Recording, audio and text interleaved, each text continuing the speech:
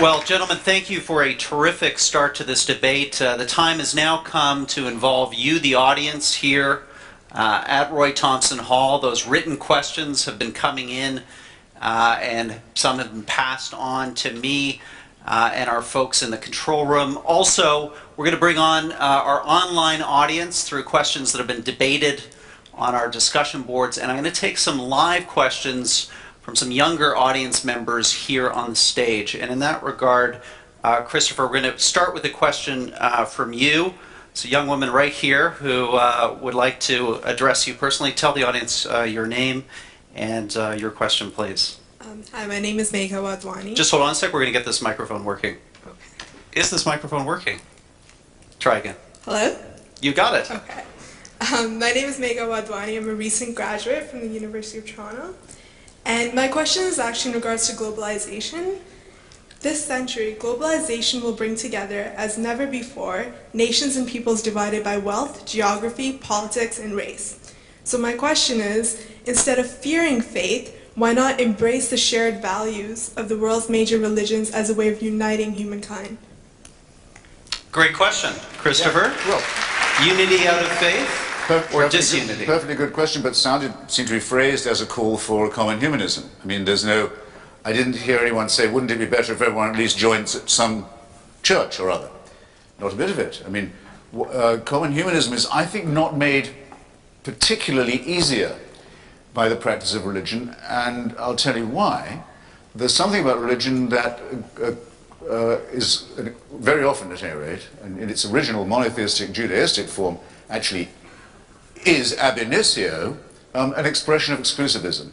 This is our God. This is the God who's made a covenant with our tribe.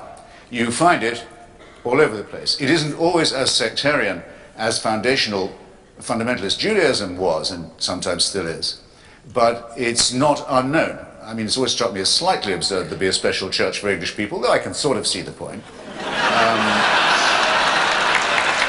It strikes me as positively sinister that Pope Benedict should want to restore the Catholic Church to the claim it used to make, which is that it is the one true church, and that all other forms of Christianity are, as he still puts it, defective and inadequate. How this helps to build your future world of cooperation and understanding is not known to me. If you tell me in the Balkans what your religion is, I can tell you what your nationality is. You're not a Catholic. You know less about Loyola than I do, but I know you're a Croat, and I know you're a Croat nationalist.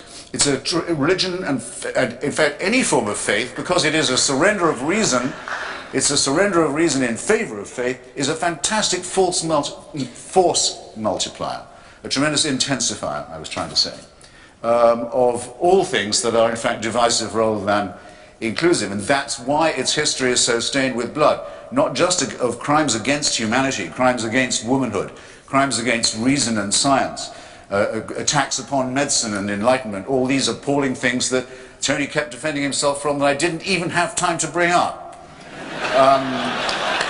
But if you just look at the way the Christians love each other in the wars of religion in Lebanon, or in former Yugoslavia, you will see that there is no conceivable way that by calling on the supernatural, you will achieve anything like your objective of a common humanism, which is, I think you're quite right to say, our only chance of, I won't call it salvation. Thank you.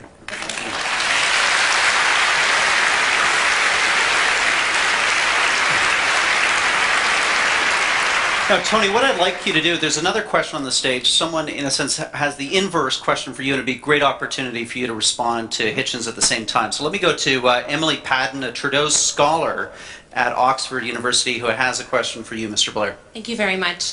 My research is in armed conflict in sub-Saharan Africa, and so the question I'd like to ask you, Mr. Bléir, if I may, is how do you argue that religion is a force for good in the world when the same faiths that bind peoples and groups also deepen divisions and exacerbate conflict?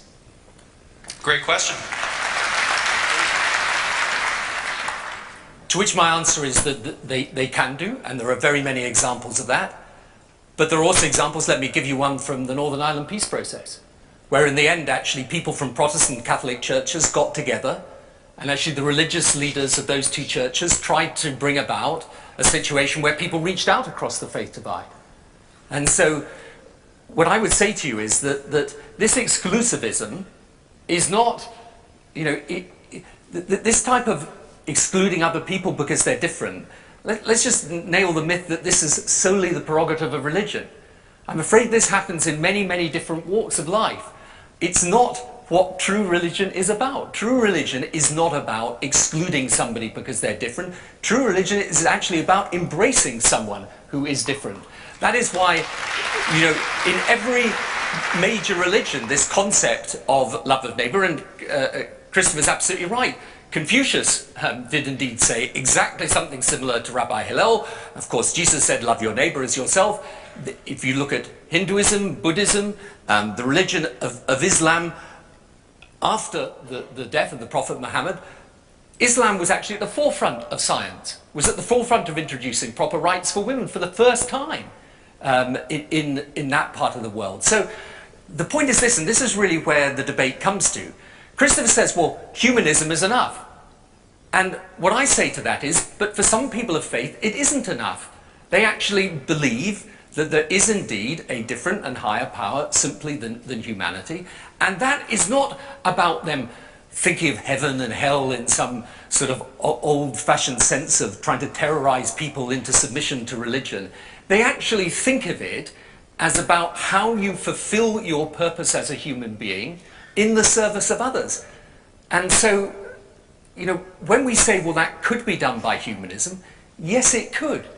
But the fact is, for many people, it's driven by faith. And so, yes, it's true, you can find examples of where religion has deepened the divide in countries in sub-Saharan Africa. You can also find examples of where religion has tried to overcome those divides by preaching what is the true message of religion, which is one of human compassion and love. Heytjiens, let's have you come back on that, because not just Northern Ireland, but Iraq, a war that you supported, religion played an important role, arguably, in the success of putting together post-invasion Iraq. If I only think we should do this because the two questions were in effect the same and both very well phrased. And because I never like to miss out a chance to congratulate someone on being humorous, if only unintentionally. It's very touching for Tony to say that he recently went to a meeting that bridged a religious divide in Northern Ireland. Well, where does the religious divide come from?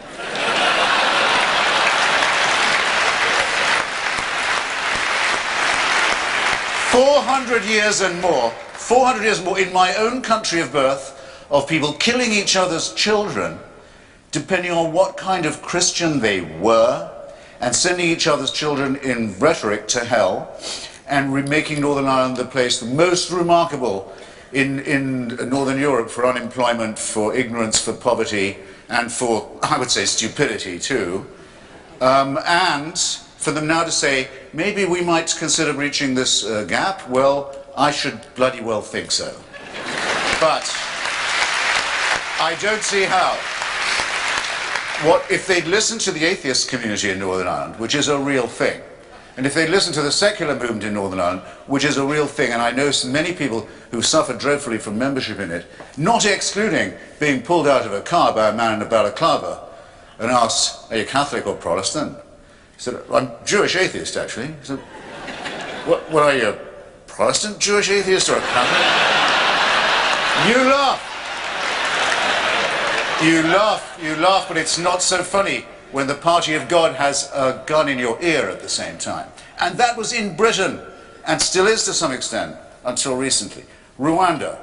Do I say that there would be no quarrel between Hutu and Tutsi, people in Rwanda? Belgian colonialism, I think, made it worse, probably, but there are no doubt innate ethnic differences, or there felt to be in Rwanda. But the fact of the matter is, Rwanda is the most Christian country in Africa. In fact, by one account, that's to say numbers of people in relation to numbers of churches, it's the most Christian country in the world. And the Hutu power genocide, at any rate, was preached from the pulpits, actually the pulpits of the Catholic Church, as many of the people we are still looking for, wanted in that genocide, are hiding in the Vatican, along with a number of other people who should be given up to international justice, by the way. Quite a number of people. So, since Tony seems to like religious people best when they're largely non-practicing, but just basically faithful, I'll grant him that much. I say that it's not entirely the fault of religion that this happened in Rwanda, but when it's preached from the pulpit, as it was in Northern Ireland and in Rwanda, it does tend to make it very, very much worse. Thank you.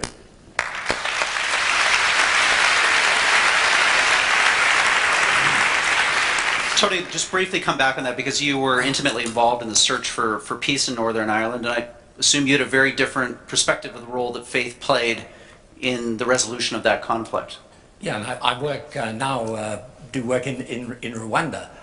Look, first of all, I think it really would be bizarre to say that the conflict in Rwanda was the result of the Catholic Church.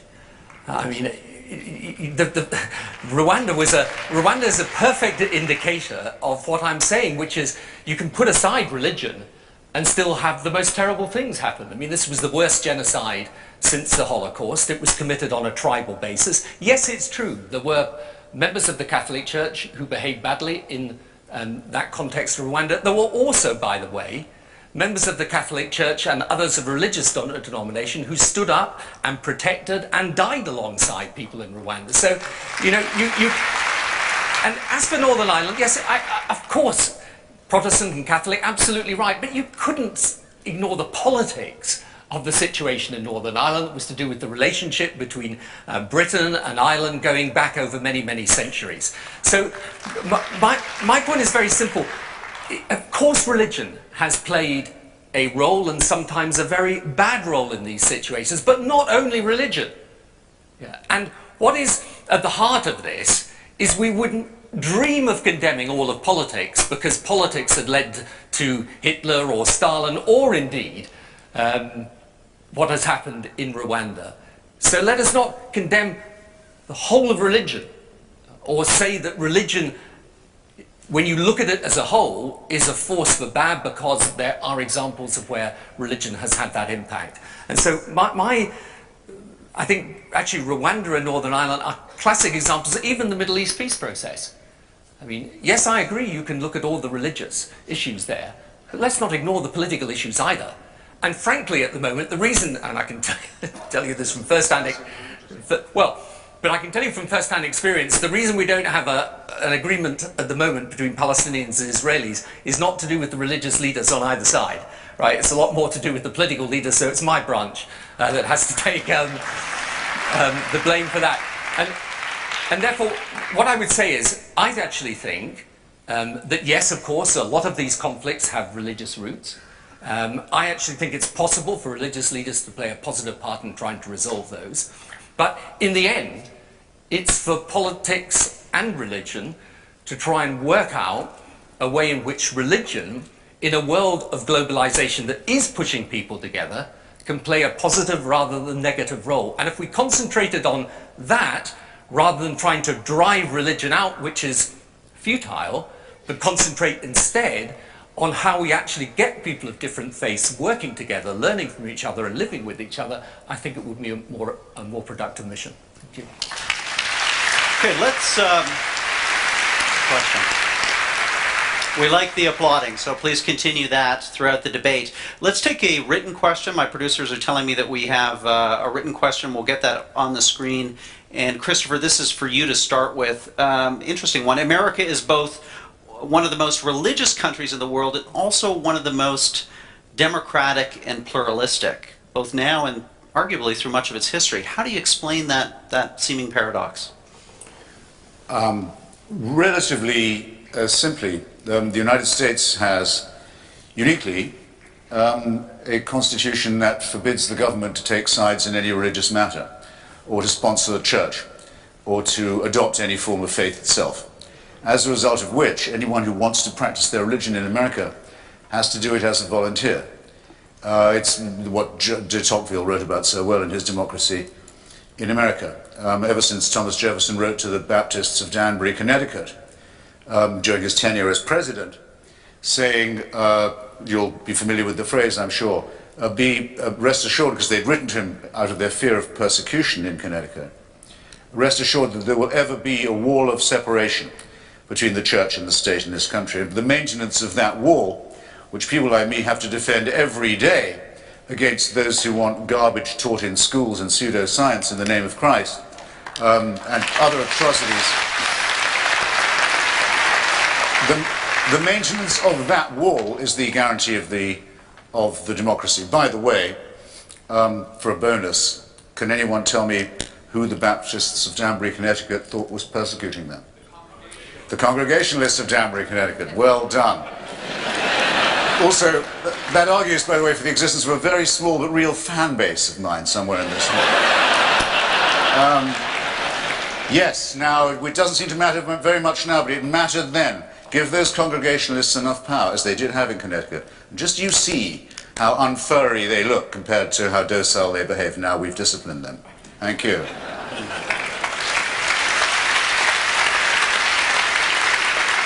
Well, Tony, let me come to you with that same question. Is it just a case of American exceptionalism, or is this balance between pluralism and faith that's been achieved in America something that you're either seeing in other parts of the world or a model that could be exported globally? Well, I think that what most people want to see is a situation where people of faith are able to speak in the public sphere but are not able to dictate.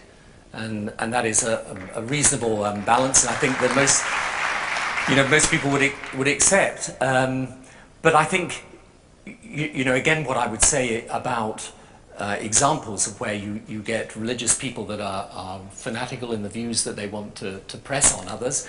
Fanaticism is not, as I say, it's not a wholly owned subsidiary of religion, I'm afraid. It can happen outside of religion too. So the question is, how do people of if you like, good faith, who believe in pluralist democracy, how do we ensure that people who hold faith deeply are able to participate in society and have the same ability to do that as everyone else without being kind of denigrated, but at the same time have to respect the fact that ultimately democracy is about the will of the people and the will of the people as a whole.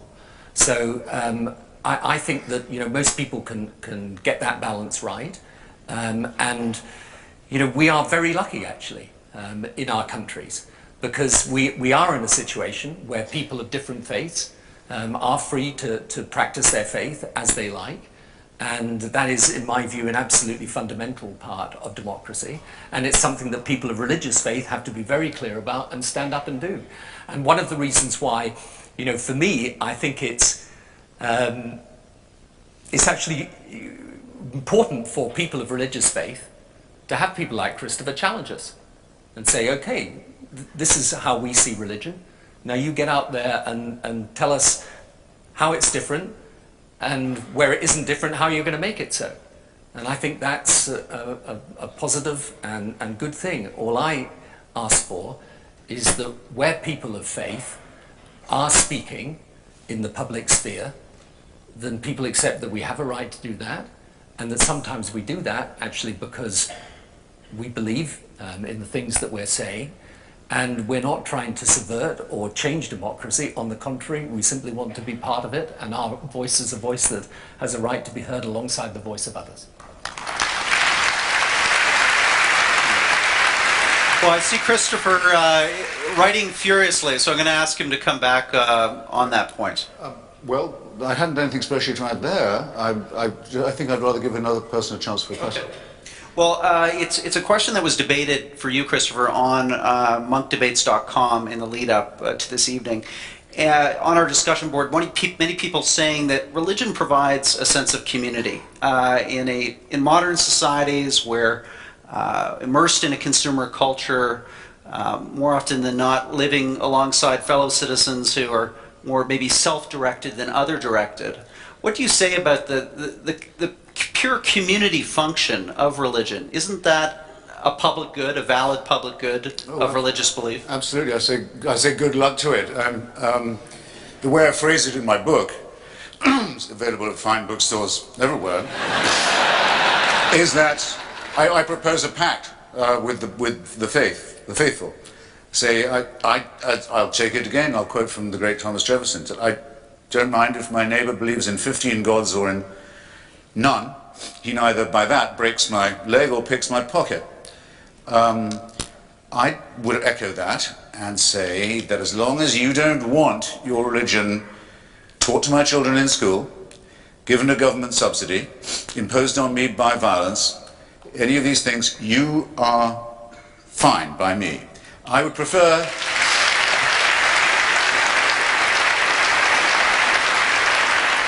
I would prefer not even to know what it is that you do in that church of yours. In fact, if you force it on my attention, I will consider it a breach of that pact. Have your own bloody Christmas, and so on. Do your slaughtering, if possible, in an abattoir, and don't mutilate the genitals of your children.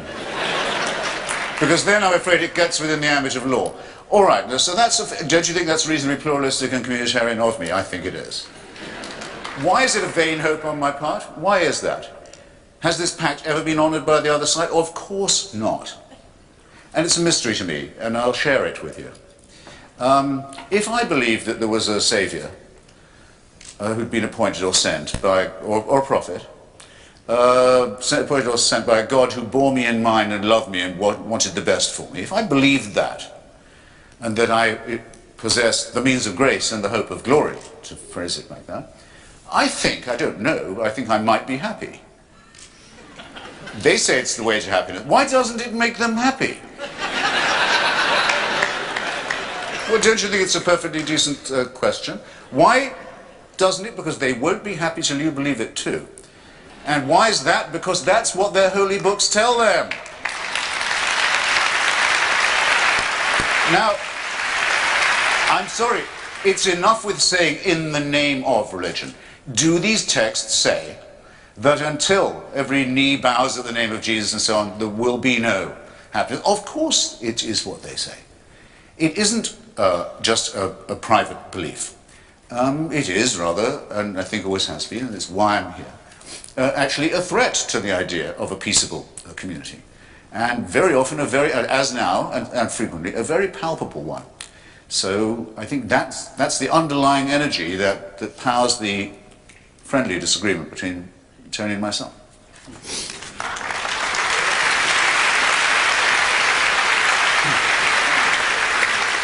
Tony, would you like to come back on that topic of religion and community, or move on to another question? Let's move on. Also on our website, big discussion around the topic of religion and its role in the invasion of Iraq. And Mr. Bléir, the question is for you, and it's about something that many people posted about, something you said once about the interplay of religion and politics. And to quote you directly, you said, "What faith can do is not tell you what is right, but give you the strength to do it." The question being, what role did faith play in your most important decision as Prime Minister, the invasion of Iraq? I think we can nail this one pretty easily. It was not about religious faith. And, you know, one of the things that I sometimes say to people is look, the thing about religion and religious faith is if you're a person of faith, it's part of your character, it defines you in many ways as a human being. It doesn't do the policy answers, I'm afraid. Okay? So as I used to say to people, you know, you don't go into church and look heavenward and say to God, right, next year the minimum wage, is it £6.50 or £7? Unfortunately, it doesn't tell you the answer. And even on the major decisions that are to do with war and peace that I've taken, they were decisions based on policy, and so they should be, and you may disagree with those decisions, but they were taken because I genuinely believe them to be right.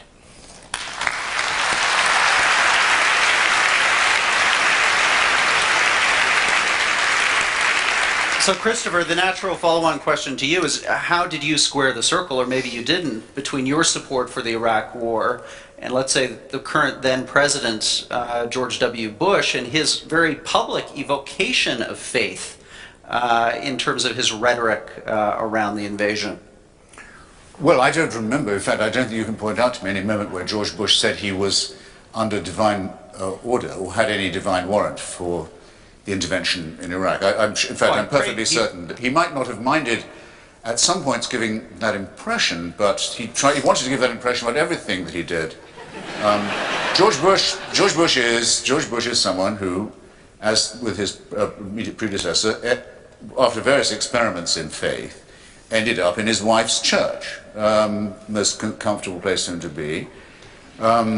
She's after all is the one who said to him, "If you take another drink, you scumbag, I'm leaving and taking the kids." Which is his way of saying he found Jesus and gave up the bottle. We know this. We know this to be true. Now, like a good Methodist, I was in Methodist school for many years myself. Like a good Methodist, George Bush says the following: "I've done all I can with this argument and with this conflict. From now on, all is in God's hands." That's quite different, I think. Would have made him a perfectly good Muslim, as a matter of fact. Combination of fatalism with a slightly sinister feeling of being chosen. Anyway. No, what's striking most to the eye of those who observe the debate on what Tony Blair and I agree to call the liberation of Iraq is the unanimous opposition of the leadership of every single Christian church to it, including the President's own and now the Prime Minister's own. The Methodist Church in the United States adamantly opposed, the Vatican adamantly opposed, as it had been to the liberation of Kuwait in 1991. Not the first time in the world that a sort of sickly Christian passivity has been preached in the face of fascist dictatorship. And of course, I was very surprised by the number of liberal Jews who took the same about a regime that harbored genocidal thoughts towards them. And if it comes to that, but I'm not the arbiter of what's rational in the mind of the religious thinker, given the number of Muslims put to the sword by Saddam Hussein's regime, quite extraordinary to see the extent to which Muslim fundamentalists flock to his defense. But I don't expect integrity or consistency from those quarters. But those of us who worked with people, with Iraqi intellectuals like Kanan Makir, with the Kurdish leadership, the secular left opposition of the Patriotic Union of Kurdistan, the Iraqi Communist Party, I have to give it credit for this, many feminists and other secular who'd worked for years to bring down Saddam Hussein, are very proud of our solidarity with those comrades, those brothers and sisters. We're still in touch with them. We have nothing to apologize for. It's those who would have kept a cannibal and a Caligula and a professional sadist in power who have the explaining to do. Thank you.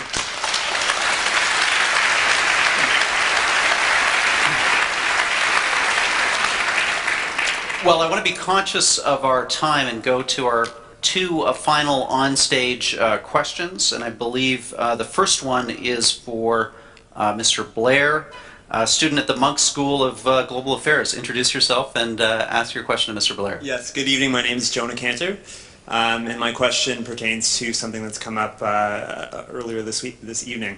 Religion on both sides is often seen as an obstacle to peace in the Middle East, and I was wondering what role you believe faith can play in a positive manner in helping to bring peace between Israelis and Palestinians.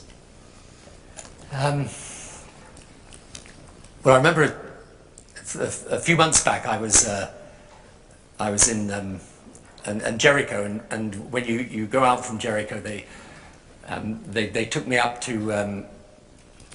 We went to visit the Mount of Temptation, which is where I think they take all the politicians. And the guide that was showing us around, the Palestinian guide, he suddenly stopped at one point and he said, "This part of the world," he said, "Moses, Jesus, Muhammad, why did they all have to come here?" And I sort of said, "Well, supposing they hadn't, would everything be fine?" And he said, "Oh, probably not." But you know, the religious leadership can play a part in this. For example, I don't think you will get a resolution of the issue of Jerusalem unless, which is a sacred and holy city to all three Abrahamic faiths, unless people of faith are prepared to try and find common ground so that they are entitled to worship in the way that they wish. And it's correct that in both Israel and Palestine you see examples of religious fundamentalism and people espousing and doing extreme things as a result of their religion. But I can also tell you that there are rabbis and people of the Muslim faith on the Palestinian side who are desperately trying to find common ground and ways of working together. And I think, you know, part of the issue, and the reason indeed for me starting my faith foundation, is that we can argue forever the degree to which what is happening in the Middle East is the result of religion or the result of politics. But one thing is absolutely clear, that without those religious faith playing a positive and constructive role, it's going to be very difficult to reach peace. So my view, again, and I think this is in a sense one of the debates that underlies everything we've been saying this evening, is if it is correct that you're not going to simply eliminate religion, you know, you're not going to drive religion out of the world, then let's work on how we make those people of different faiths, even though they believe that their own faith is the path that they believe to salvation, how they can work across the faith divide in order to produce respect and understanding and tolerance. Because believe it or not, amongst all the examples of prejudice and bigotry that Christopher quite rightly draws attention to, there are also examples of people of deep religious faith, Jewish, Muslim and Christian, who are desperately trying to search for peace, and with the right political will supporting that, who would play a major part in achieving peace. So I agree, religion has to one degree created these problems, but actually people of different religious faiths working together can also be an important part of resolving these problems. And that's what we should do, and it's what we can do, and in respect of Jerusalem, it is absolutely imperative that we do.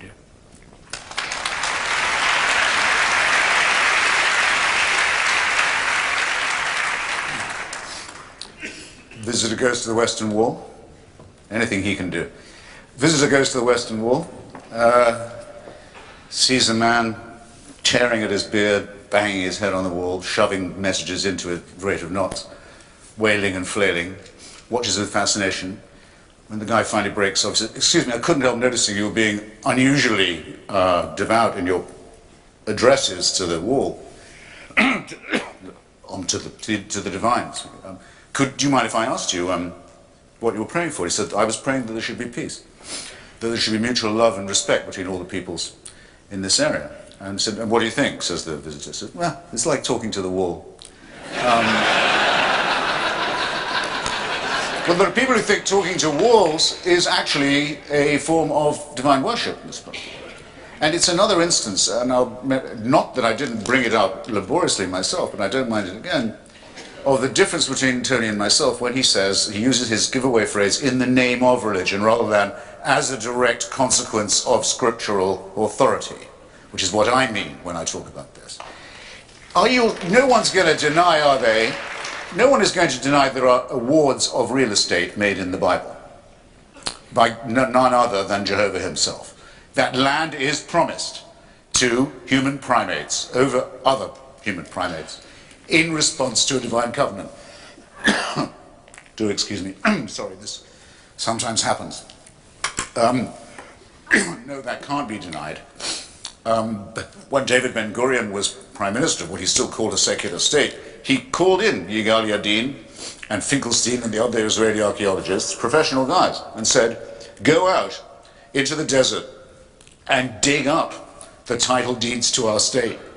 You'll find our legit." That was the instruction to the Department of Archaeology. They went, after they conquered Sinai and West Bank, they went even further afield, looking for some evidence Moses had ever been there. They didn't find any because there never has been and there never will be any. But you cannot say that the foundational cause, casus belli in this region, the idea that God intervenes in real estate and territorial disputes, isn't inscribed in the text itself. And not only in the Jewish text, but thanks to a foolish decision taken in the early Christian centuries, where it was decided not to dump the New Testament, but and to start again just with the Nazarene story. Great Christian theologians like Marcion were in favor of doing that. Why do we want to bring the darkness and tyranny and terror and death and blood and cultism of the first books along with us? Surely we should start again. No, we're saddling ourselves with all that. So this is a responsibility for the Christian world too. And need I add that there is no good Muslim who does not say that Allah tells us we can never give up an inch of Muslim land, and that once our mosques are built there can be no retreat. It would be a betrayal. It would lead you straight to hell. In other words, yes, they gibber and jabber, all of them, the three religions. Yeah, you're quite right. God awards land. It's just you've got the wrong title. No. This is what I mean when I say the religion is a real danger to the survival of civilization, and that it makes this banal regional national dispute, which if reduced to its real proportions is a nothingness, if it makes that not just lethally insoluble, but is drawing in other contending parties who really openly wish, for an apocalyptic conclusion to it, as also bodied forth in the same scriptural texts. In other words, that it will be the death of us all, the end of humanity, the end of the world, the end of the whole suffering vale of tears, which is what they secretly want. This is a failure of the parties of God, and it's not something that happens because people misinterpret the texts. It's because they believe in them. That's the problem. Thank you.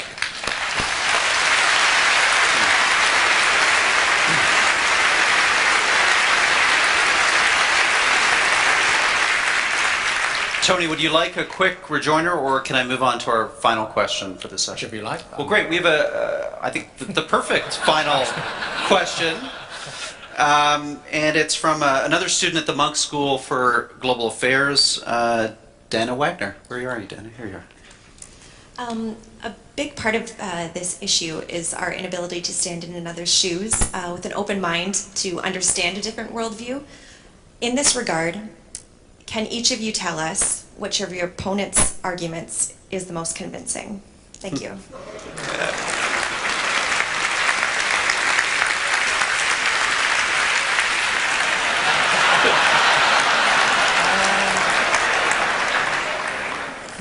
Right. Now, this definitely never happened in the House of Commons.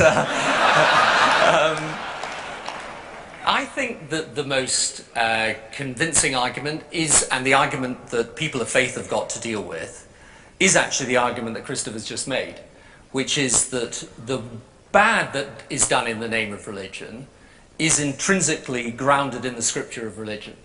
Right? That is the single most difficult argument. And since I've said it's a really difficult argument, I suppose I better give an answer to it. My answer to it is this, that there is, of course, that debate that goes on within religion, which is the degree to which, as it were, you look at scripture, abstracted from its time, you pick out individual parts of it, you use those in order to justify whatever view you like, or whether, as I tried to do in my opening, you actually say, well, what is the essence of that faith? And what is the essence of scripture? And of course, then what you realize is that, yes, of course, if you believe as a Muslim that we should live our lives according to the 7th century, then you will end up with some very extreme positions. But actually, there are masses of Muslims who completely reject that as a view of Islam, and instead say, no, of course, the Prophet back then was somebody who brought order and stability, and actually, for example, even though we today would want equality for women, and many, again, despite what people say, many Muslims would agree with that as well, and many Muslim women, obviously.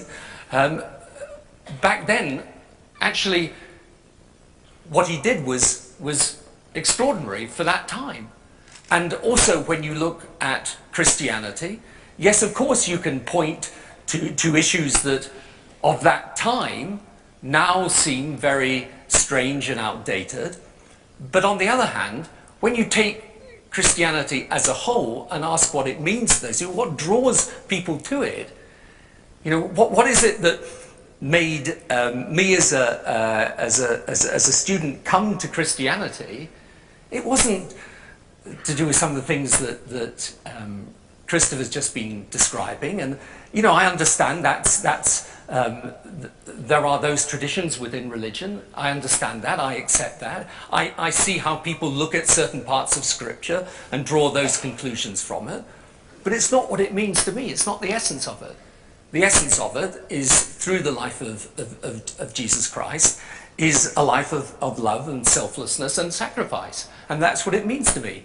And so I think the most difficult thing for people of faith is to be able to explain Scripture in a way that makes sense to people in the modern world. And one of the things that we have actually begun recently is a dialogue called The Common Word, which is about Muslims and Christians trying to come together and through Scripture find a common basis of cooperation and mutual respect. So, you know, yes, it is a difficult argument. That is the most difficult argument. I agree. But I also think there is an answer to it. And I think one of the values, actually, of having a debate like this, and in a sense having someone making that point as powerfully as Christopher has made it, is that it does force people of faith to recognize that we have to deal with this argument, to take it on, and to make sure that not just in what we are trying to do, but in how we interpret our faith, we are making sure that what I describe as the essence of faith, which is serving God through the love of others, is indeed reflected not just in what we do, but in the doctrines and the practice of our religion.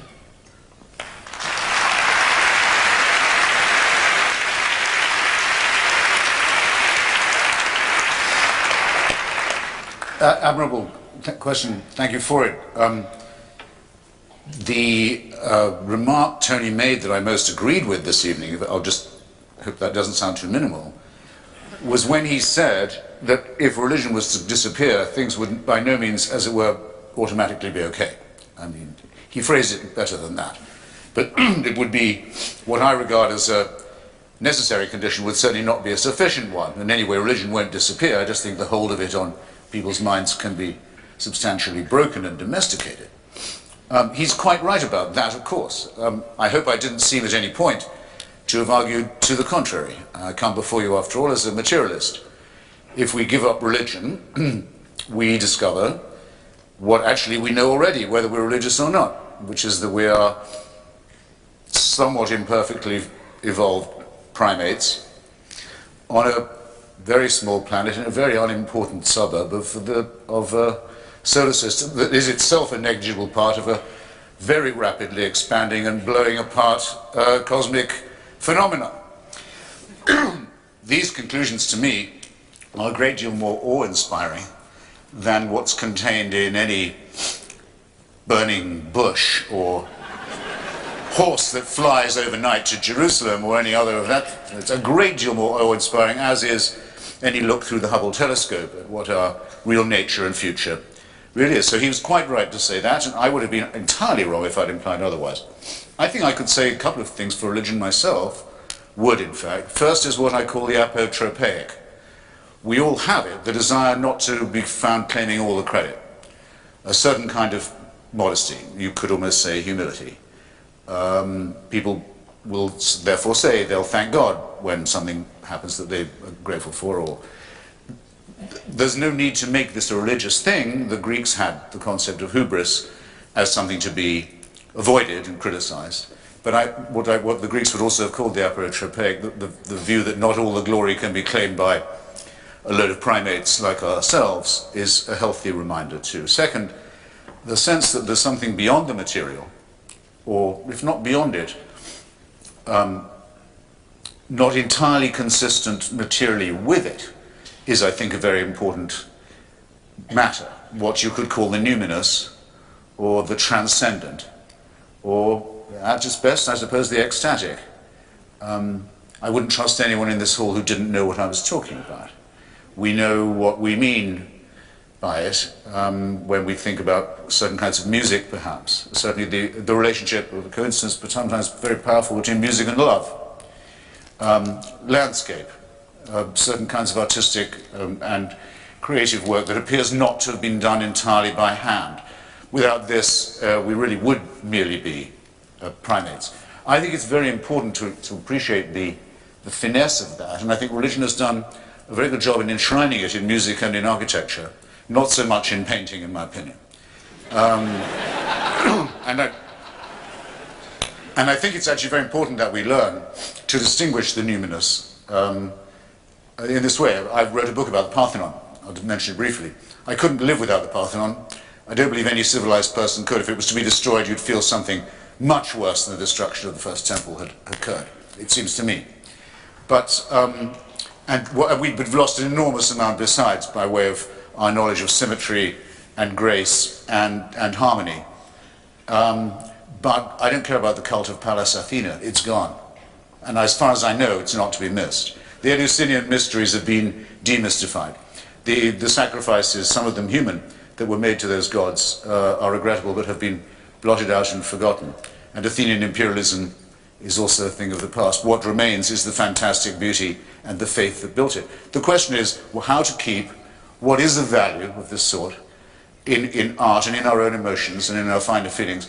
The numinous, the transcendent, I'll go as far as the ecstatic, and to distinguish it precisely from superstition and the supernatural, which are designed to make us fearful and afraid and servile, and which sometimes succeed only too well. Thank you.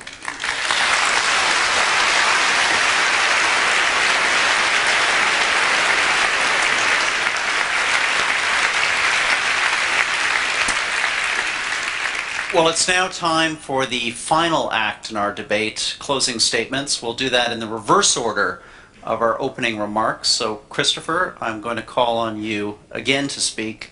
Your closing remarks, please. I'm not ready. Okay.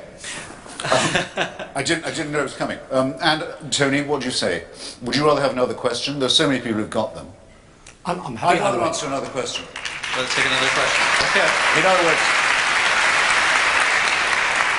don't run away with the idea I'd run out of stuff, okay?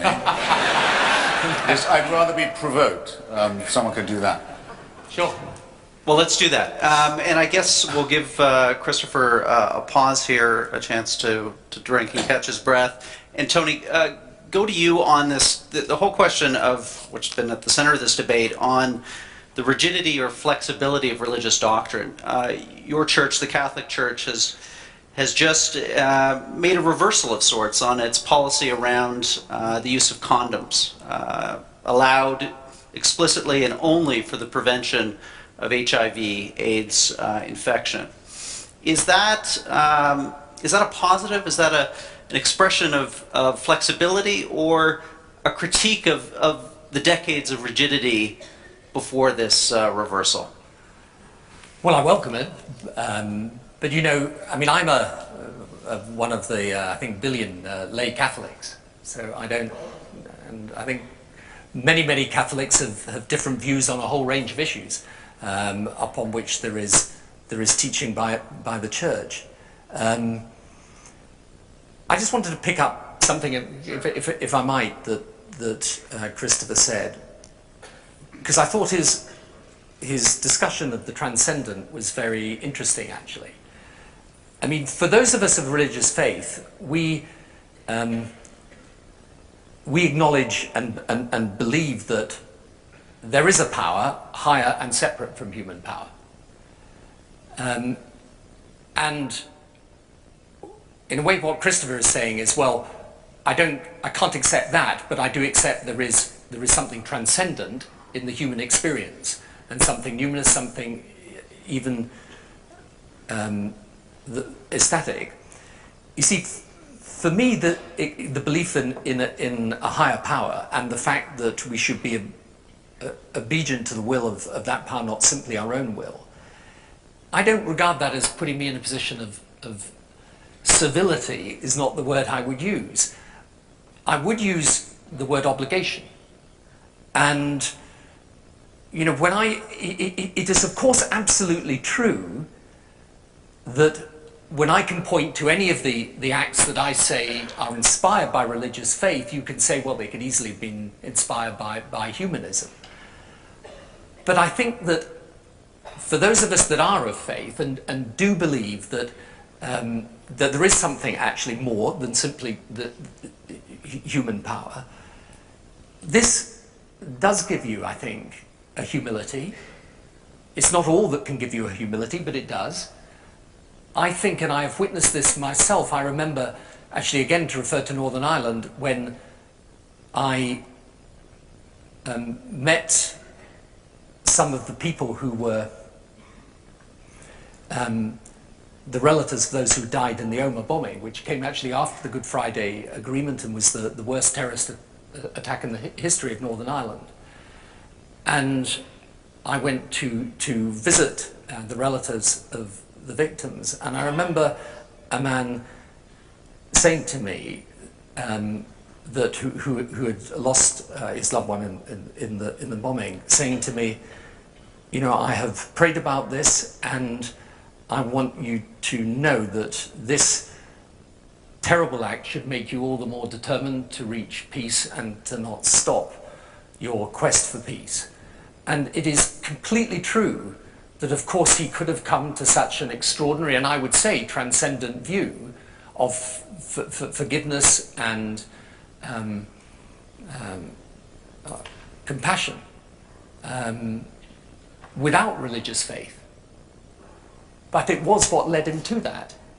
And so I think you can't ignore the fact that for many of us, actually religious faith is what shapes us in this direction. And not because we are servile or base our religious faith on superstition or contrary to reason, indeed. Which is why I've never seen a contradiction between Darwin and being someone of religious faith. But we do genuinely believe that it impels us in a way that is different and more imperative, in a sense, than anything else in our lives. And, you know, in a way we wouldn't be being true to ourselves unless we admitted that. So that doesn't mean to say that someone who is of no religious faith couldn't be just as good a person, and that is, I do not claim for an instant that anybody who is of religious faith is in some way a superior or better person than someone who isn't. But I do say that religion can and does, in the lives of millions, actually hundreds of millions, in fact billions of people, does give them an impulse to be better people than otherwise they would be. We'd ask for your closing statement. 5 minutes for your closing statement. Yep.